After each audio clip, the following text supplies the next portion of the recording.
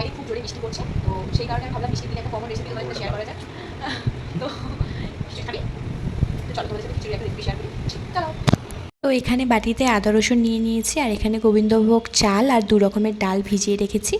একটু এখানে মাটনের চর্বি নিয়ে নিয়েছি, দেন আলুগুলোকে ভালো করে ভেজে নিয়ে একটা বাটিতে তুলে নেব। তারপর কড়াইতে শুকনো লঙ্কা, জিরে আর তেজপাতা দিয়ে দেবো। দিয়ে কেটে রাখা পেঁয়াজ লঙ্কা কড়াইতে দিয়ে দেবো। পেঁয়াজটা একটু ভাজা হয়ে গেলে চর্বিগুলো কড়াইয়ের মধ্যে দিয়ে দেবো। তারপর এটাকে ভালো করে নাড়াচাড়া করে নিতে হবে। তারপর তাতে পরিমাণ মতো নুন, হলুদ ও লঙ্কার গুঁড়ো দিয়ে ভালো করে নেড়ে নিতে হবে এবং কিছুক্ষণ পরে আদা রসুনের পেস্টটা তার মধ্যে দিয়ে ভালো করে কষিয়ে নিতে হবে। ভালো করে কষিয়ে নিতে হবে যাতে মাটনের গন্ধটা না থাকে। তার দেন চালটা পুরোটাই দিয়ে দেব কড়াইয়ের মধ্যে। ভালো করে এটাকে নাড়তে হবে, পুরো মিক্স করে নিতে হবে চর্বির সাথে।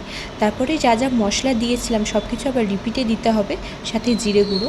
তো এরকমভাবে কষিয়ে নিতে হবে একটু ভালো করে। আলুগুলো, ভেজে রাখা আলুগুলো এর মধ্যে দিয়ে দিয়েছি। ভালো করে ভাজা ভাজা করে নিয়ে তার মধ্যে পুরো জল দিয়ে দিতে হবে পরিমাণ মতন। দেন পুরোপুরি রেডি হয়ে গেছে। আপনারাও বর্ষার বৃষ্টির দিনে এগুলো ট্রাই করুন, ভীষণ ভালো লাগবে। তো আমি এখানে খেয়ে দেখছিলাম, হাফ খাওয়া হয়ে গেছে, তারপর টেস্ট করে বলছিলাম ভালো হয়েছে।